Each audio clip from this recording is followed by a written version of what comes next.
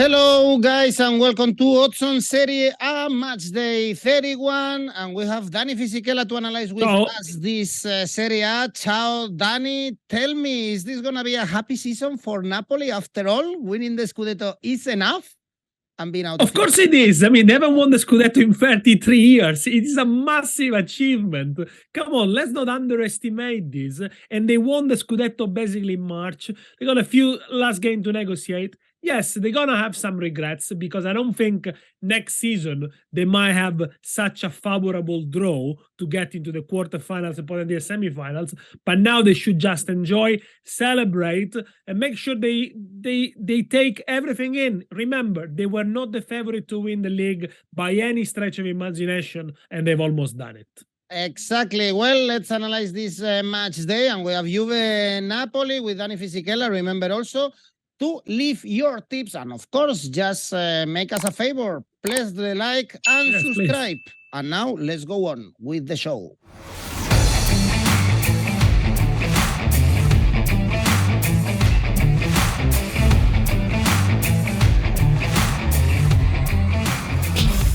And the first game on Friday, Dani, is a key one for the relegation battle because we have Bologna. Verona only 3 points away from Spezia. They got a point in the Maradona, and next game is in Cremona, so they have a great chance now, Verona, to stay away from the relegation spots. But the bad part for them is that Bologna, Dani, is in form, and the last away game was a victory in Bergamo. And they are unbeaten in the last 5, Bologna, and they have impressed under Thiago Motta. Perhaps under Milan, against Milan, after scoring after only 50 seconds, they sat back too much and allowed Milan into the game. I thought the game was there for the taking for Bologna before Milan playing, of course, in the Champions League, but they couldn't. But, it's a good point for them, and they're, the average point since Thiago Motta is in charge are really, really good. They will be a European team next season if they continued on these average points for the entire of the season. Verona, on the other hand, 4 points in the last 2 games, including a 0-0 at Napoli, without suffering too much, and actually with a great chance to win it in the end with Donge. But obviously, the 3 points against Sassuolo have been very important for them. They only lost 1 of the last 7 matches at home, Verona. So they're going to be tough to beat, I'm sure, for Bologna. Bologna only 1 clean sheet away in 15 games, which was, by the way, the last game. The good news for Bologna is that they get back, of course, Orsolini and as well Soriano. Maybe there is a chance even for Arnautovic. So I think better things to come from this Bologna side. But as I said, Verona in the relegation fight, minus 4 points from Spezia. So getting that point at Napoli was crucial for them. They play before anyone else. I don't know. Look, I feel in the relegation scrap, you get saved if you have a striker who scores a lot of goals, or at least goes into double figure. I'm not sure Verona have them, really, but they are very solid at home. So I'm not sure they're going to surrender the points here to Bologna very easily. I'm going to go for over 1 goal in the second half, 180. Okay, next games. On Saturday, we have Salernitana Sassuolo. Salernitana +7 from the relegation spots. They keep drawing and drawing games, so there is a lot of money if you go for a draw in Salernitana's games. They drew the last 6 games. This is something very odd, to be honest. And Sassuolo, Dani, as we mentioned in our previous video, this is a very dangerous team right now. 5 victories in the last 7, last one deservedly against Juve. And in the girone di ritorno, sorry, in the second part of the season of the fixtures, Sassuolo will be 3rd, 2 points behind Napoli. Yes, they conceded 14 goals in 11 games, but in that spell of 11 games, they have the second best attack with 19 goals scored. And against Juventus, they had 3 or 4 glorious chances. Only Perin kept them out and kept Sassuolo at bay, but they deserved to win, and they were without Berardi. They do score plenty of goals. They play with freedom. They play for nothing, but this is the joy sometimes of watching and playing for Sassuolo. You are saved basically in January, and you can go for it. 5 of the last 7 away games for Sassuolo have been both to score and over 2.5 goals. When you look at Salernitana, yes, the very freakish stat about draw, they if they go one more point, they will have the same tally as last year when they got saved in the last game of the season. So they've been remarkable. And, under Paulo Sousa, always scored at home. Now, where are Salernitana's pitfalls? They are the third worst defense of Serie A, so they do tend to concede, but they scored more goals than Torino and 1 goal less than Fiorentina. So, it is a side that has to be respected. I think this is an early game on Saturday. I don't think there is much at stake, really. Over 2.5 goals, 189. And Memo Ochoa, of course, one of the big additions for this Serie A. Next game, Lazio Torino, 10 points now from the 5th. So they are going to play Champions League again at the Olimpico. Well done for Sarri's men. 4 consecutive victories in Serie A. Torino, 4 winless games. Danny, Lazio to win 1.96 looks like a good deal to me. It does, because Lazio have collected 24 points in the last 11 games. So we're looking at the Girone di Ritorno. They will be 1 point behind Napoli. And the performance at Spezia was magnificent. Also, the way they score. Look at the Anderson goal. The second one does short passes, intricate. That's what Sarri has given them. The confidence, but also the opportunity to play that sort of football. They also have the best Serie A defense, 18th clean sheet in the league for Provedel and Maximiliano, only 20 goals conceded. But there is a question mark with Lazio. Ciro Immobile suffered a car injury at the weekend. He is unscathed, slightly, obviously, he suffered some injuries in the spinal, of course, but, he's not risking his life alongside his 2 daughters, so he might be out for the rest of the season. And we know Lazio need an outlet up there. They really don't have a player such as Immobile, so they're going to play with the false 9, Pedro, Anderson and Zaccagni. It worked, but against a sturdy Torino defense, this could be perhaps an issue. They won 5 of the last 8 home games in all competition without conceding. Against Juve, they were really good. I expect them to finish in the top 4, which will be the story of the season, apart from Napoli in Serie A. Some people in the previous video said, I said Lazio is the best team in Serie A. So some people know it's not. It's Napoli. Compared to the resources they have and compared to the objectives at the beginning of the season, I think they are massively overachieving and they're playing really good football. Now, Torino got 3 more points compared to last year. Somehow, the fans are disappointed. Maybe they were expecting Torino to score more goals, to win more games. They don't score enough, it's true. They score less than Monza, Salernitana, Udinese. But they are tough to break, really. I remember coming here to the Olimpico, drawing 1-1 against Roma. Recently, 3 out of last 8 away games, they were won by Torino. They also won at Milan, in Milano, against Milan in Coppa Italia. Can they upset Lazio here? But there is the question mark about the Lazio front line. I don't know. I don't see a Lazio. I like the Lazio win, but I'm going to take it a little bit cautious here. I'm going to go for over 2 goals, 195. Normally, Lazio's games are high scoring. Torino is a side that never scored more than 2 goals this season, but they have got goals in them as well. Over 2 goals, 195. It's a 1-1 or 2-0 win each way. Don't worry, you get your money back. Luckily, Danny Immobile was driving an SUV. I guess if it was another car, he could be in trouble, or his family. No, it is serious, and they're trying to establish who was at fault. Was it the tram driver? Was it Immobile? Was he going to, we leave it to the police to understand it, but it was a big scare because he was traveling with his daughters. But I think considering the sort of injuries he suffered, I'd be really surprised if he's back. If he's back, really, Lazio playing 1 game a week. I think they rest him. They probably rest. It is a big miss, by the way. Immobile, second top scorer of Lazio behind Zaccagni, not yet in double figure. I think they'll miss him. Get better soon, of course. Ciro Immobile. And on Saturday, we have a derby in Liguria, Sampdoria, Spezia, key for the relegation battle, especially, I guess, for Spezia, because they are only 3 points away from the bottom 3, losing against Lazio in the previous game. For Sampdoria, Danny, they got a point against Lecce, and Jesse scored a goal, which is a big surprise. Still, of course, very far from salvation, but who knows, no? Because they have Spezia and then it's Cremonese. With Cremonese they played already at home. And they lost. Yeah. So it's over for Sampdoria even with a victory against Spezia. Yeah. Jesse, the man who once spent a lot of money to get his former girlfriend voted out of a reality show, if I remember correctly. But good for him. He scored 10 points between Sampdoria and Spezia.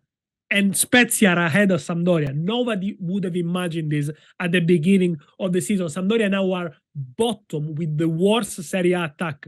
At the beginning of the show, I said, to get out of the relegation zone at the end, you need a striker who starts scoring 5, 6, 7 goals, ends up in double figures. Sampdoria don't have them. Gabbiadini looked a little bit the part earlier, but he doesn't receive enough services or enough help. Maybe he's Jesse who's going to save them, but he needs to do a lot more. Yes, and I think in the second half of the season, they've been really disappointing. Both teams, to be fair, because they will be in the bottom 3 in the Girone di Ritorno.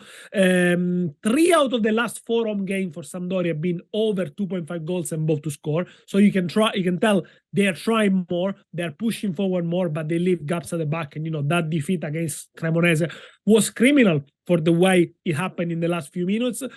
Spezia, on the other side, they tend to lose against top teams, but against teams that they are in their league, they can hold their own, and they did it under Gotti and under Semplici. But when they travel, they are very cautious. They only score 9 goals away so far this season. Look, Sampdoria has ruined a lot of bets for me this season because I always back them and they let me down. This is the last time. I'm going to go for a double chance and an under 3.5 goals, 184. So Sampdoria either win or draw in a relatively scoring game under 3.5 goals, 184. If they disappoint me this time, next time I'll pass. Well, good luck for Sampdoria. If it has to be Jesse, the one saving the team, I think they will play in Serie B next season. Good luck for them. On Sunday, Danny, we have Empoli Inter. What a week for Inter Milan. We are recording this video before they are playing the second leg against Benfica. So they have still to qualify for the semifinals of the Champions League, but they have Juventus in the semifinals of Coppa Italia the following week. And in Serie A, Danny, at one point also, they have to focus. They have to win a game, only 1 point in the last 5 Serie A games. They are not going to qualify for the next Champions League. At the moment that we record this show, we don't know whether they're going to play Milan in the UCL semifinal. But by the way, you can check the Champions League video that we did with Alvaro. And in the weekend, we don't know whether at Empoli is going to be Simone Inzaghi in charge of the team or not. Because it's very clear, if they get out of the Champions League, if they get eliminated by Benfica, Simone Inzaghi is out. They're going to sack him straight away. And probably the team is going to be given to Christian Chivo, who manages the Primavera team. 12 defeats in the league for Inter. This is unprecedented. And they lost again to Monza in a similar fashion. A lot of shots, lot of occasion, a lot of chances, no conviction. And in the end, they conceded a silly goal from a set piece. More than 100 shots for Inter in the last 5 league games. Only 2 goals, 1 from penalty. Lautaro hasn't scored in the last 9. Dzeko hasn't scored since the 4th of January. Lukaku scores a penalty. Inter needs to play Napoli, Roma, Atalanta, and Lazio next. I think they're not going to qualify for the Champions League. Let's see what happens with Juventus and the 15 points that might be returned to them. I think Inter, at best, are going to go in the Europa League.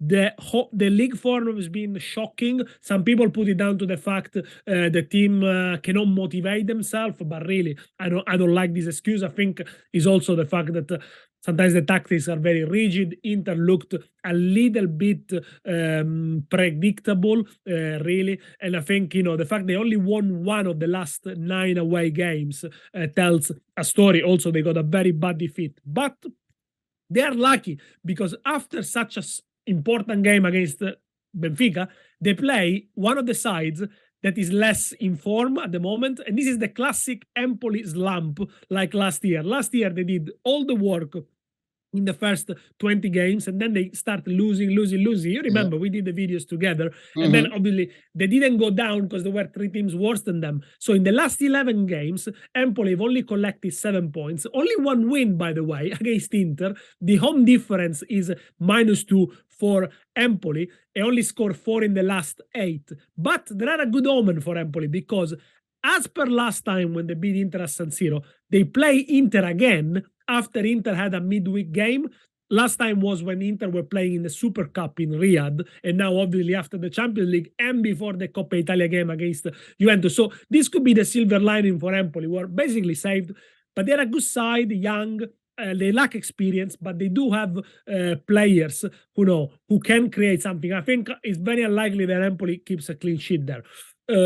Look, I think Inter have disappointed so far. I think this is going to be if it's an Inter win, it's an Inter win with very few goals scored. I'm going to go for an under 2.75 goals, 190. So if there is only 3 goals in the game, you lose only half your stake. Of course, I remember, Danny, about Empoli. We've been doing these videos for a long time. So in case you just discover us, of course, follow us, subscribe to our channel, because we are going to keep doing these videos. And Danny is mostly correct in his tips if you follow him. And he knows a lot about football, Italian football especially, Danny. And I'm sure it's been a long time without seeing a newly promoted team like Monza performing so good. Monza Fiorentina is our next game. Great victory against Inter. We saw Galliani very happy when Monza scored that goal. 13th in the standings. Really well done. But at home, Danny, only 1 victory in the last 7. Fiorentina, they are basically qualified for the semifinals of the conference. They also have the semifinals of Coppa next week, and they are in a good moment right now. Yes, these two sides are both in a good moments, because Monza, they've proven that they are very good against top teams. They beat away Juventus and Inter this season without conceding. Yet San Siro, Inter maybe deserved the goal, but that was the first win in the last 5 games for Monza. They need to be given credit.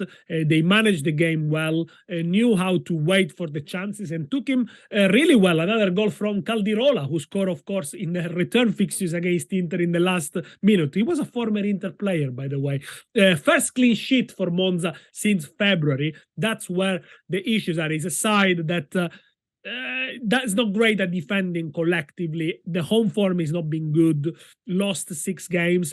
And Fiorentina, on the other hand, I know the last 2 Serie A games have been 2 draws, but they come on the back of 14 good results. So either wins or draw. Against Atalanta, I think they could have won it in the end. There were some very good chances. The only problem Fiorentina has is that they don't score enough for the amount of attacks and shots they produce. Away from home especially, they haven't scored enough compared to the expected goals and what they produce. They average just a goal per game. You would expect more from this side. They won the last 7 away games, including very important wins in the Conference League. And I think one that goes very unnoticed is that win at Braga in the playoff. Braga is a very good side, and Fiorentina swept them away.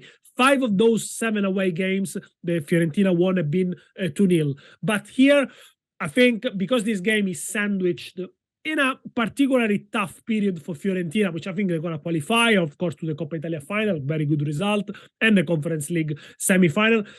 I think it's going to be above to score here, okay? I don't see Fiorentina keeping a clean sheet. Monza are dangerous. Monza also do concede goals. Fiorentina go firepower. Both to score, very good odds, 191. Next game, Udinese Cremonese. Cremonese still have the semifinals in the Coppa next week, but perhaps, Danny, there is a miracle here. We saw it last season with Salernitana. They are coming from back-to-back victories against Empoli and Sampdoria. Next game is Verona at home. If, by the way, somehow they are able to grab the 3 points in Udine, something very difficult, perhaps they have a chance to stay in Serie A. They got the best man for the job, who's Ballardini, who has been hired many times by Italian teams mid-season to save them, and he has achieved in most of the cases. Now, if you look at the numbers in the recent weeks of Udinese and Cremonese, this game is much closer than you might actually think. First of all, in the girone di ritorno, so in the second round of fixtures, they have the same points, Cremonese and Udinese, and they both will be not relegated. Actually, in the last 11 games, Cremonese has scored one more goal than Udinese. And when I talk about goal scorers who can drag you outside of the relegation zone, Cremonese, I think, have a couple of them in Dessers, Chaju, Okereke, and they have proven to be very hard to beat. Yes, they do concede occasion goals. They also have got an outstanding goalkeeper in Carnesecchi. I didn't expect them to beat Empoli, and they beat Empoli without suffering too much. So I think maybe 3 points here are a bit of a stretch. But I would be surprised if Cremonese loses this one and loses heavily. And that's what I'm going with my bet. By the way, Cremonese have drawn 7 away games. Udinese have drawn 8 home games. Since Deulofeu has not been there, they've been creating less. All the last 13 Udinese home games have been both to score. 7 out of the last 8 Cremonese away games have been both to score. So both to score could be an option. The draw could be an option, but I found someone a bit better. Asian handicap plus 0.75 for Cremonese. That pays 2.05. I don't think they're going to get trashed. If they lose, they might lose by 1 goal. So then you lose only half a stake. But if they win, you win. And if you draw, you win. So that's my preview. That's my best one.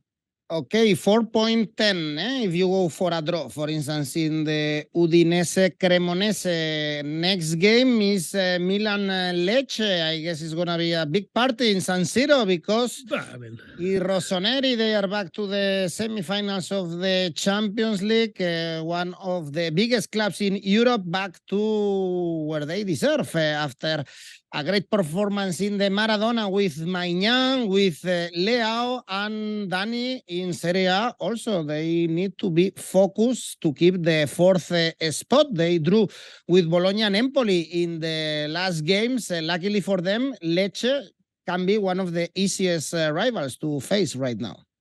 At the moment it is. And when you win, actually they draw the game at Napoli, but when you qualify in such a great fashion, fatigue in a way doesn't count. They're going to be galvanized. Now they're going to have a couple of weeks without midweek games. So Pioli doesn't need to make too much changes, too much turnover. I mean, if you look at Milan, the team that eliminated Napoli, is the same starting 11 as last year. But you can argue collectively, and as in terms of team spirit, they are the best team in Serie A.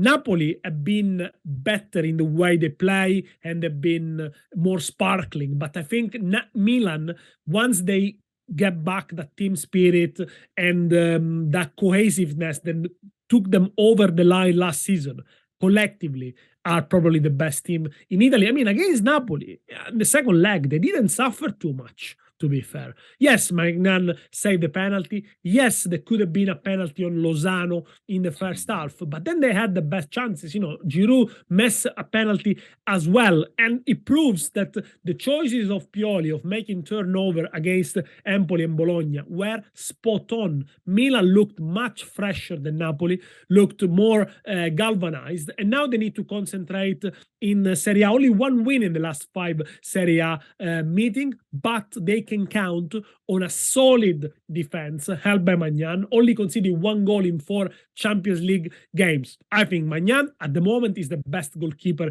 in the world, not only with his hands, but his commands of the defense, his distribution when he comes out, etc. It's not a case that all the last 6 home games for Milan have been under 2.5 goals. Milan have won 4 of them, so very hard to beat at home. Might not be spectacular, but very hard to beat. Obviously, the question mark is Milan. What are the new signings bringing to this team? Pretty much anything. Because if you look at Origi, the Cateler, they are squad players, but yeah, you can't expect too much. Lecce, no wins in 6 games. They're 5 points more on Verona. So if Verona doesn't beat Bologna, no pressure on Lecce, really. They're not desperate for the 3 points. Only 8 points collected in the last 11. They're sleepwalking into relegation, basically. But I think they're going to be fine, although they don't have a great goal scorer. And I think that could be the difference. They didn't score in 6 of the last 8 away games. For this reason, I'm going to go for Milan win and under 3.5 goals, which pays really well, 204. So even if Milan wins 3-0, which I think is unlikely, you win. To win, you win. I mean, as long as it's a Milan win and a relatively low scoring game, you double your stake. Maignan, best goalkeeper together with Thibaut Courtois. I guess we can agree on that, Daniel. Yes. No, I think they're very similar. Look, let's put it this way.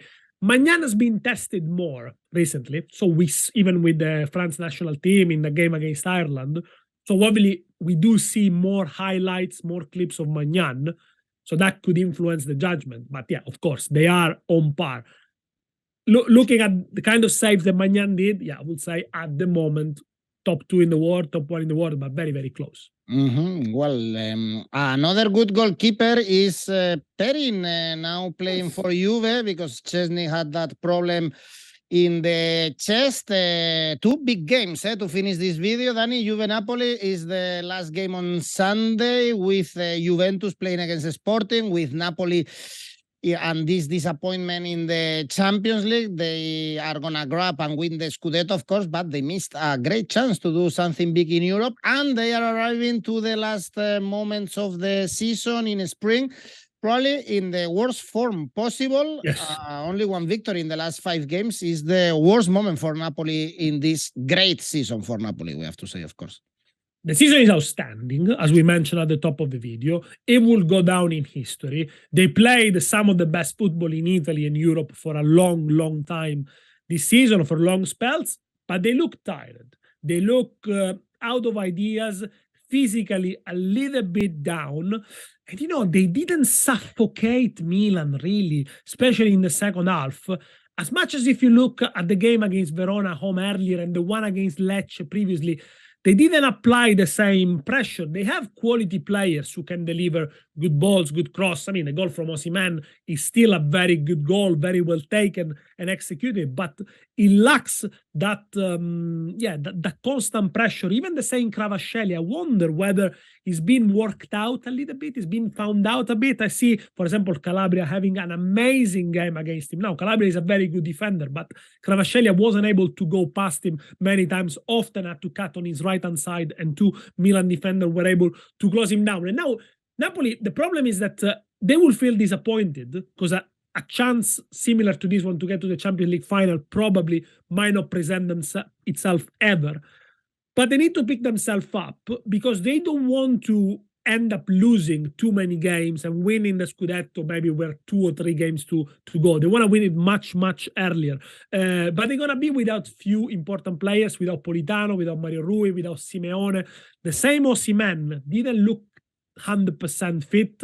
Let's see whether he's going to recover. I think Raspadori is going to give him more minutes here anyway, so they'll need a bit of turnover. They only scored 3 goals in the last 5, and now they play a Juventus side whose goals have dried up, but they remain the best home side so far in Serie A. Napoli, by the way, are the best away side, only 8 goals conceded. They are unbeaten in 9 games, but scored more than 1 only in 2 occasions. Now, the problem with Juventus is that they, for the quality of players they have, they don't attack enough. They don't dominate games enough. Now, of course, there are 2 important happenings this week for Juventus. Today, the day we recorded the video, we will know whether they're going to be given the 15 points back or not, or some of the points, and what's going to happen. And this is going to have a lot of ramification in Italy. And then, of course, on Thursday, they play Sporting Lisbon, which is an important game for them. They need to put also a good performance. I think both teams are going to be tired and slightly scarred by whatever happens in midweek, especially for Juve.